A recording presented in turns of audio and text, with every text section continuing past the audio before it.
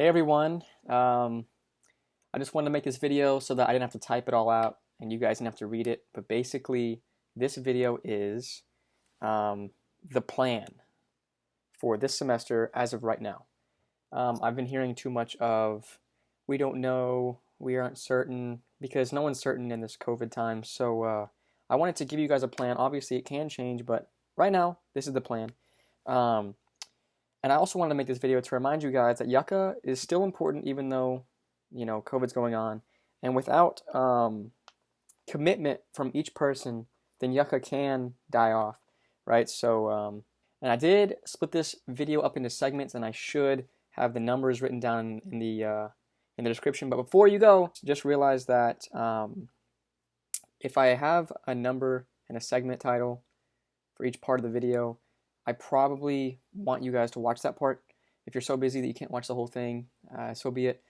But I kind of, I'm going to quickly go over each main part. So let's get right into it. First things first, are we going to be having practice this semester?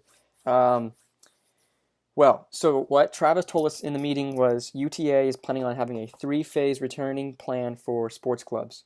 What that means is, so phase 1 is what we could probably expect in the beginning of the fall semester. Phase 1 is no in-person meetings, no practice, no activities, no nothing in person. But I know that sounds terrible, but phase 2, which is what we're hoping for, is practice, meetings, activities. All those can happen, but with like a ton of restrictions. I know a lot of you are probably thinking, even with restrictions, I don't want to be around people. Just know that the restrictions that the school are going to be enforcing and also our own restrictions are going to be pretty decent from what we've been looking at, and it will probably keep everyone safe. And we actually have to make our own paper plan to give to the school before we can even do phase 2, showing that we will have like plans in place to keep social distancing, to keep things sanitized, clean, and whatnot. So we're going to be, using those plans to keep everyone safe. So hopefully phase 2 can happen pretty soon in the semester, and it seemed like the way Travis was talking about it, phase 2 could probably happen pretty, soon at the beginning of the semester. Who knows, but that's what we're going to hope for. Phase 2, and then phase 3 is back to normal, and we probably can't expect that till the spring. But moving on. So if we do start practicing in this phase 2 time, what will practice look like? Well, we do have a plan. We started, not a completed plan, but we started thinking about a plan on how that's going to look, because there's going to be a ton of restrictions. The 2 main restrictions are time restrictions and the amount of people that could be at practice restrictions, okay? So we've kind of made a comboed those, and what we're going to do is we're still going to have 3 hours of practice Tuesday, 3 hours of practice Thursday, but we're going to split you guys up into 3 smaller groups, because we have to have smaller groups, and they're going to be 3 1-hour segments on each one of those days. The 3 groups will probably be split up by position, like a handler group and then 2 cutter groups, not by skill or anything, because we still want everyone to get out there and practice. We're going to make the best out of a bad situation, okay? And 1-hour practices isn't as bad as we think, as long as people are on time and we're focused up early on, because it's actually probably going to be 50-minute segments with like a 10-minute transition period. Lots of details there, but so you can think of something like that. So basically 1 hour Tuesday, 1 hour Thursday for each person. Now a lot of you guys are thinking, that sounds like crap, we can't scrimmage, we can't do any of that.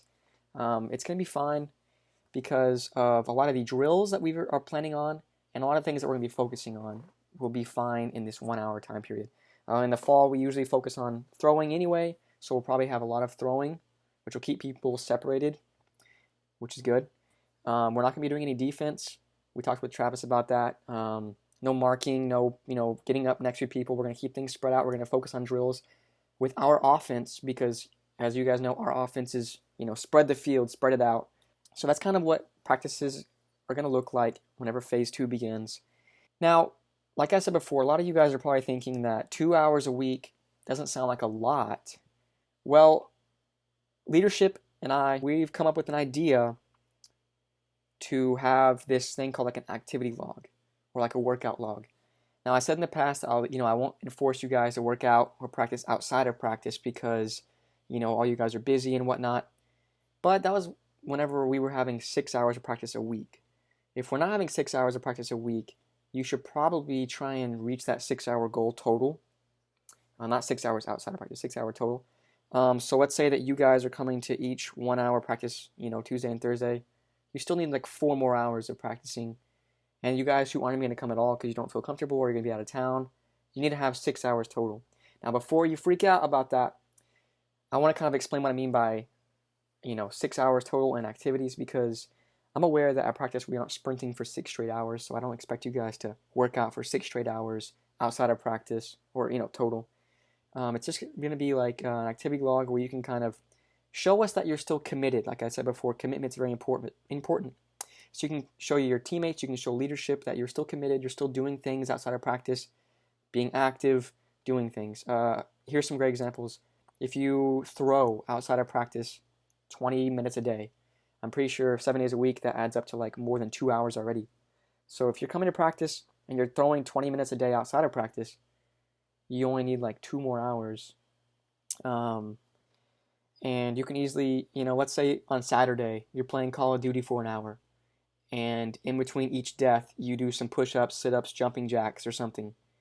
You can write that down in the activity log, and we'll count that as an hour, I mean, you weren't working out for the entire hour, but we don't work out for a solid hour at practice anyway. So if you guys are doing some fun activities like that, keeping us updated in the activity log, writing that you rode your bike with your little brother, you rode your skateboard, you went for a swim, you can even exaggerate some of the times. I'm not saying like lie on the activity sheet, but if you're just showing us that you're still committed, you're still, part of this team, that's very good. And I think that that's going to keep us all in the loop on what everyone is doing. And it's even maybe like almost like it'll have a social aspect, because we'll make sure that you guys can see each other's activities in the activity log and maybe put some fun comments. We'll make it fun and interactive, so everyone kind of knows what everyone else is doing, and it doesn't seem like we're so far away like it has this summer. Speaking of that, we're also going to have a lot of virtual activities. Now, thinking back on past times, like, let's say practice got rained out and we have a movie night or something. We've typically seen maybe like 4 people show up.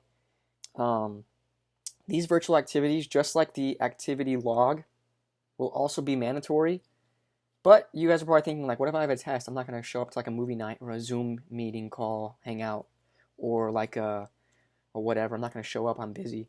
Well, since it's online, you can easily click on the meeting, show up and be like, yo, how's it going, teammates? How's it going, friends? I love to see your happy, pretty faces, but I'm busy. I have a test tomorrow. Later. And you stopped by and you showed up and you said hi to everybody. And that's good enough. Doing something like that is super cool. So I'm super cool with it. And it just shows, again, that you're committed. You want to be a part of this team. You want to be a teammate. You want to be a friend of these, everyone on this team. One cool idea for a virtual activity would be like a scavenger hunt where, like it'll be maybe like a workout scavenger hunt. You even put in your activity log where like there's like different spots around campus or around the city or whatever where like you can like jog to it, and then on the piece of paper you can like take a picture, and then it says something like do 10 push-ups, and then you do it, and then you move on to the next spot. Or maybe like we hide stuff around places, as long as people aren't going at the same time. People keeping their social distance and stuff. Also, going back real quick about the activity log, whenever we say mandatory, like throwing outside of practice and stuff, I cannot condone you guys meeting up and throwing. So it'd be throwing with people that you live with, obviously. Everything that I say in this video, it's not me condoning people meeting up, because we can't have that. If COVID spreads, then people sue the school. So just had to throw that in there. Anyway, okay, last thing I have is, what does Travis want from us right now? From you guys, from me, from leadership, whatever. First things first, the activity fair. You guys know the big thing where all the tables and stuff, that's obviously going to be canceled. So we need to have like a virtual activity fair.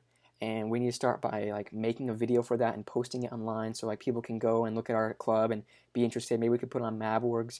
So one thing I need from you guys for that is maybe like get videos of yourself throwing, or send videos that you have so we don't look like a trash club. We look kind of cool. Any pictures you have. I mean, we have a lot of pictures on Instagram and stuff, but stuff like that. The next thing, big thing that he wants is money coming in, right? Either by dues, fundraising. He actually wants both of those.